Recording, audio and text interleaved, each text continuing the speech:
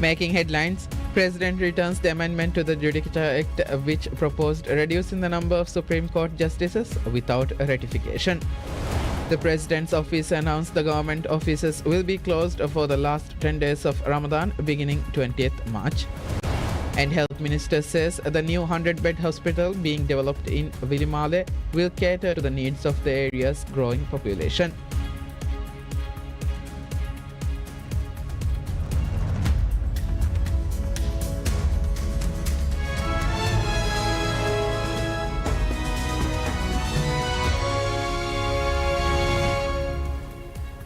Bismillahirrahmanirrahim. Assalamu alaikum and welcome to PSM News in English with me, Idham Naim. President Dr. Mohammad Moise returns the Fifth Amendment to the Judicature Act, which proposed reducing the number of Supreme Court justices from 7 to 5 without ratification. The Parliament passed the amendment during the 9th sitting of its first session of 2025, held on 26th February, and subsequently submitted it to the President's office for ratification. The President's office said the President returned the bill for Parliament reconsideration on 11th March in accordance with the Article 91A of the Constitution. The President returned the bill to the Parliament after seeking the Attorney General's counsel on the matter.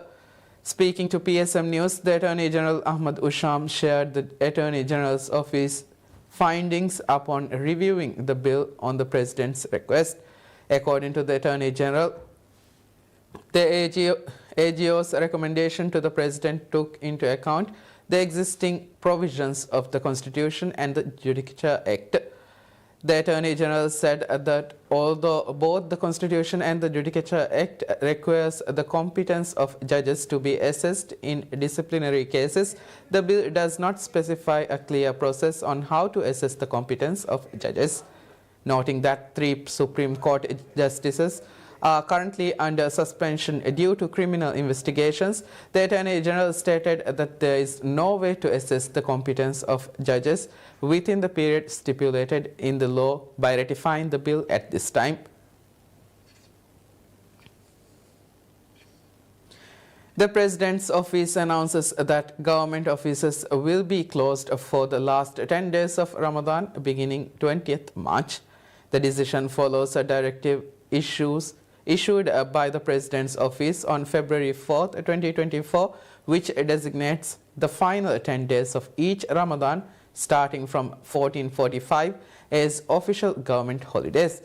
The move aims to uphold Islamic principles, promote appreciations for Islamic values, and prioritize acts of worship.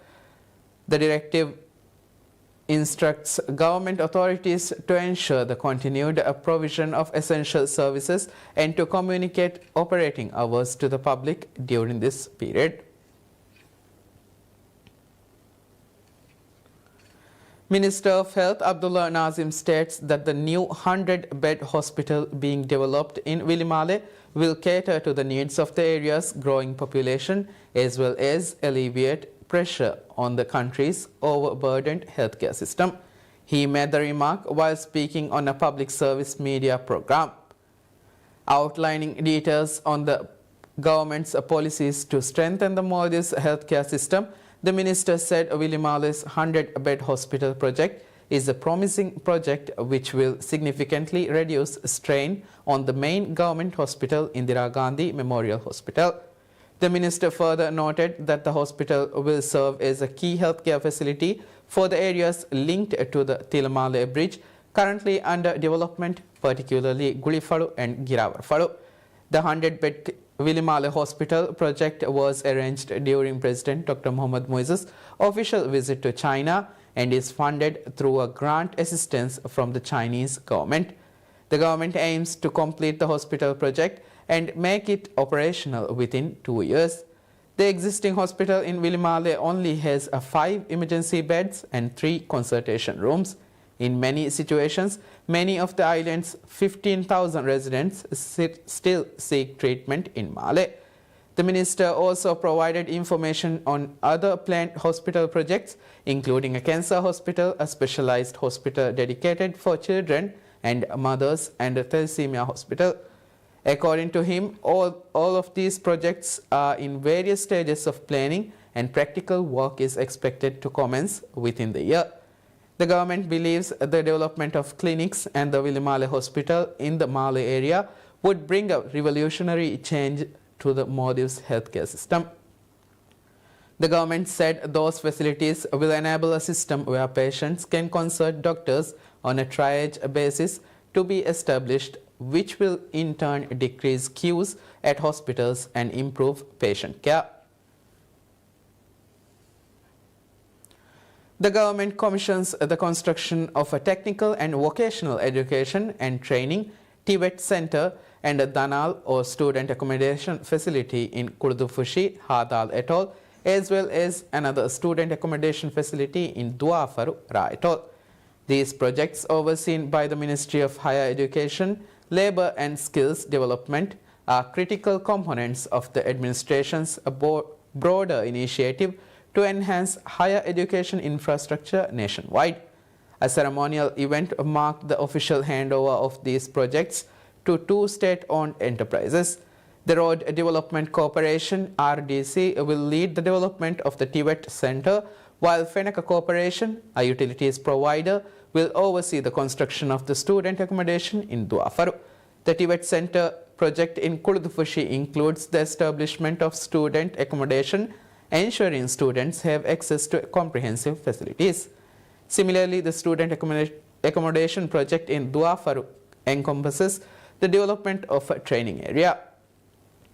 Higher Education Ministry said these initiatives aim to provide higher education and vocational training courses of varying standards.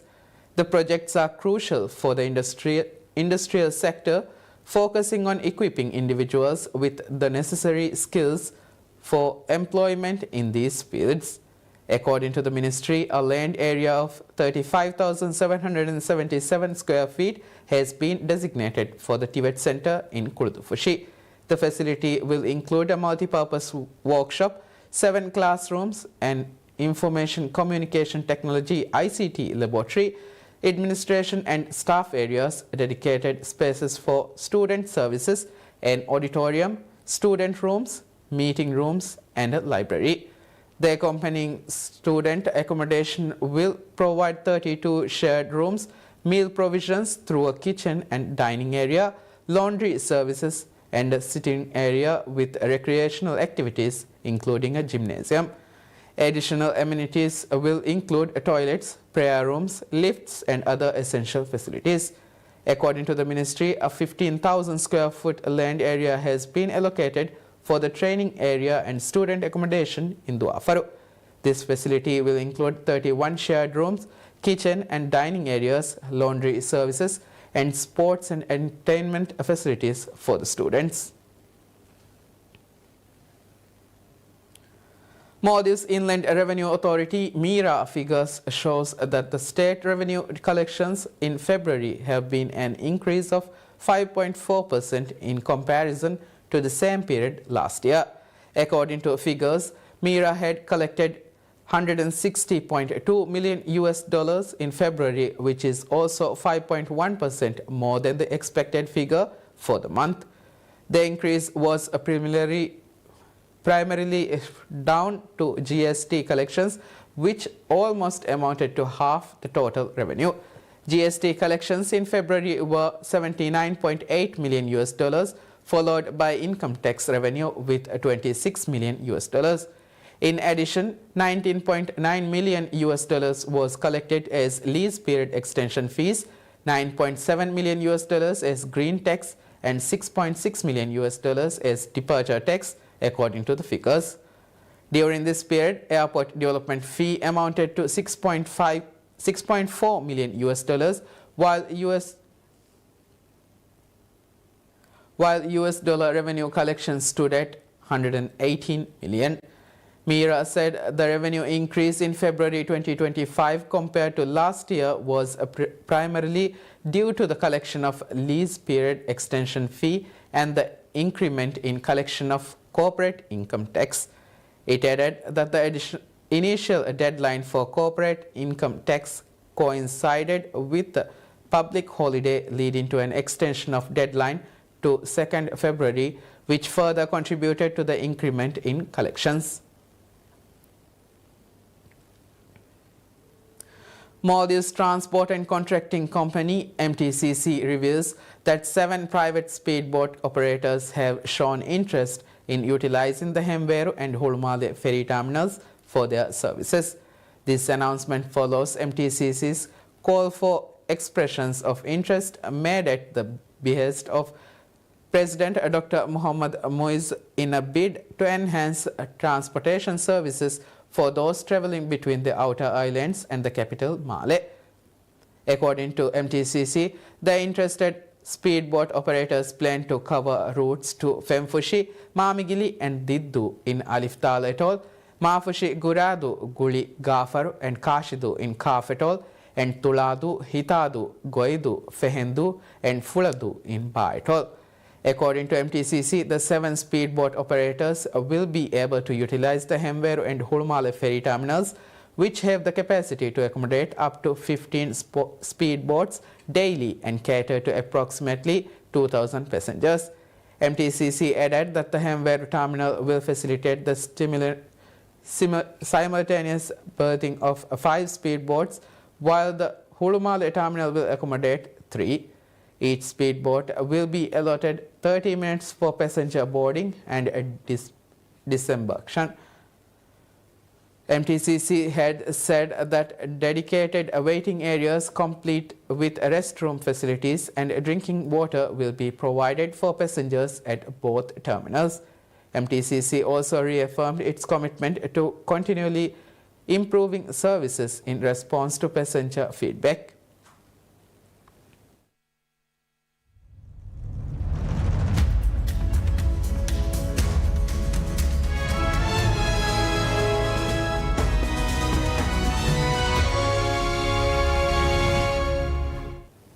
The head of Ukrainian steel giant Metinvest says that rebuilding its heavily war-damaged operations will hinge on the robustness of US and European security guarantees in any ceasefire deal with Russia. Yuri Ryzhenkov, Metinvest's chief executive, said the company planned to keep its production close to 2024 levels and push ahead with projects to increase its energy independence. Metinvest was forced to close Ukraine's only coking coal mine in January as the front line in the war moved to within roughly 2 kilometers of the mine. It already lost a number of key assets earlier in the conflict, most notably its giant Azovstal and Yilich steel plants in Mariupol and a coking coal mine in Advikva. Because we believed in Minsk agreements, because we believed in the ceasefire, in the peace deal, we were investing in Mariupol. We were investing billions in Mariupol and were prepared to invest even more. But then it all got destroyed in a matter of few months. And none of the agreements were obeyed. That means security guarantees now need to robust. Otherwise, investors are unlikely to lend Metinvest the money it needs to rebuild. We need to see what sort of conditions will be agreed to for ceasefire or for peace deal, and what sort of guarantees will be provided so that business can start investing again. More than 3 years into the conflict, and Metinvest, like many other Ukrainian businesses, has learned to adopt the wartime challenges. From attacks on its facilities to disrupted logistics and labor shortages. Metinvest produced around 14 million tons of steel before Russia's 2022 full-scale invasion, when the iron and steel sector contributed around 10% of Ukraine's GDP. The U.S. approves an extension to Delfin LNG's free trade permit. The decision was announced by Energy Secretary Chris Wright at the CERAWeek Energy Conference in Houston.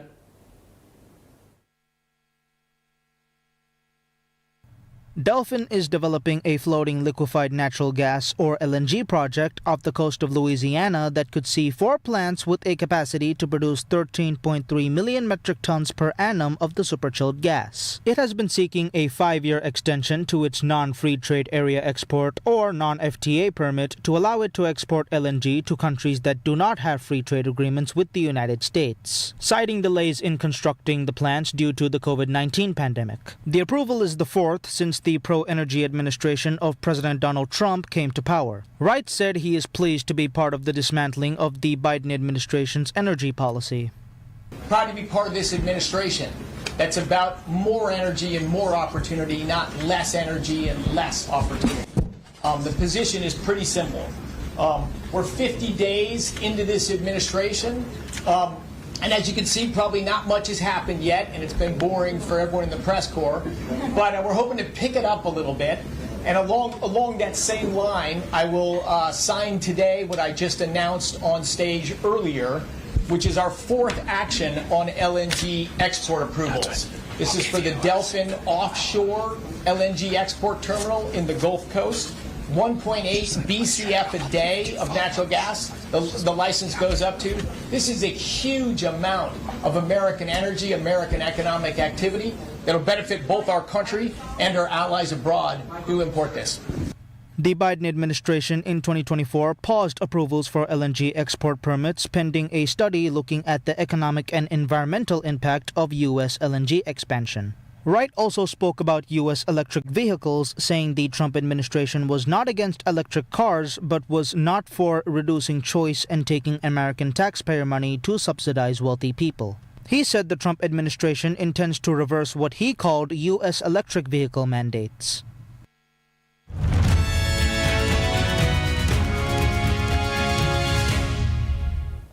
Syrians gathers in Qamishli, northeastern Syria, and the capital city of Damascus, celebrating an agreement signed by interim President Ahmad al-Shara with the Syrian Democratic Forces SDF commander Mazloum Abdi. Cars filled with jubilant crowds cruised through the streets of Qamishli and Damascus in the early hours of Tuesday, their voice chanting in unison, 111, the Syrian people are one. The Kurdish-led and US-backed SDF, which controls much of Syria's oil-rich northeast, signed a deal with the Damascus government on March 10th to join Syria's new state institutions, the Syrian presidency. The accord came at a critical moment as Shara grapples with the fallout from mass killings of Alawite minority members in western Syria, violence that he said on Monday, March 10th, threatened his effort to unite Syria after 14 years of conflict. In December, insurgents toppled the regime of former President Bashar al-Assad, a member of the country's Alawite minority, who fled to longtime supporter Russia.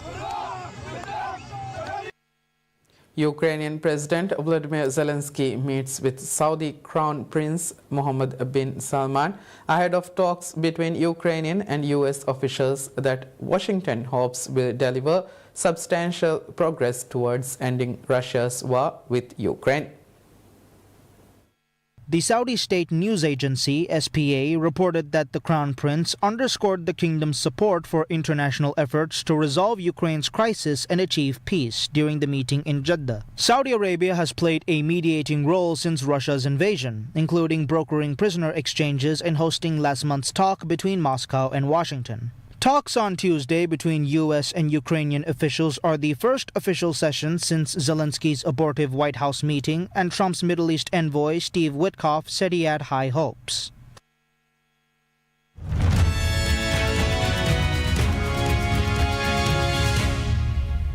Al Nassr's John Duran scores twice and Cristiano Ronaldo nets a penalty as the Saudi Pro League side booked a place in the Asian Champions League Elite last 8 with a 3-0 win over Iran's Istiklal.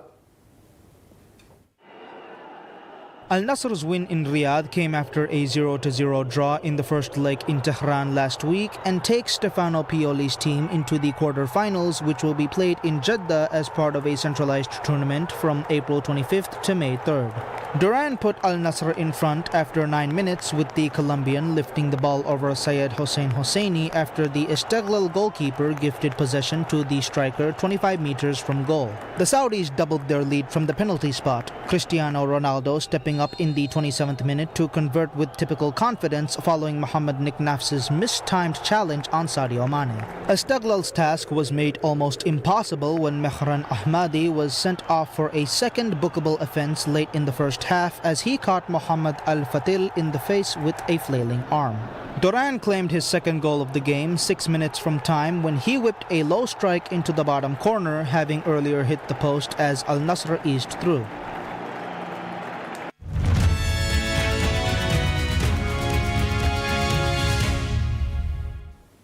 Guatemala, the country most prone to risk of disaster in Latin America, according to the European Commission's Disaster Risk Management and Knowledge Center, DRMKC is poised to revolutionize its emergency relief efforts with a disaster-proof communication system. Called DroneBots, the system can transmit real-time data during disasters, independent of satellite or mobile connectivity and the internet. I would describe the DroneBots project as a drone and technological system that allows authorities to send and receive information without the use of internet. This is especially useful because during an emergency, the communication network are usually the first ones to go out. The system was developed by local agricultural drone startup Aerobots to get data back to 8 agency headquarters from remote regions that often lack stable electricity and internet. Their solution is a wireless radio technology that allows devices to communicate over low-power wide area networks. It's sort of a backup communication system. Essentially, during disasters, at least in Guatemala, we depend on either physical communication systems, that is like roads, or we depend on wireless communication systems like the telephone network, but those are usually among the first that become damaged in a natural disaster. So the system that we developed is sort of a backup to that. We use other technology to transmit information, and it also helps us to disaster relief agents in a quicker way. DroneBots establish a vital communication network between decision makers, drone operators, and local volunteers, serving as a crucial lifeline when traditional networks fail. The system demonstrated its potential during a successful test at the National Coordinator for Disaster Reduction, or CONRAD, facilities. Test results show that DroneBots can speed up the delivery of information to emergency responders by 80%. First trialed in 2023 by the UNICEF Office of Innovation, the project is now working with CONRAD, aiming to expand the deployment of DroneBots to 8 of Guatemala's poorest and most vulnerable regions. That concludes news for now. Thank you for watching PSM News. Have a good day.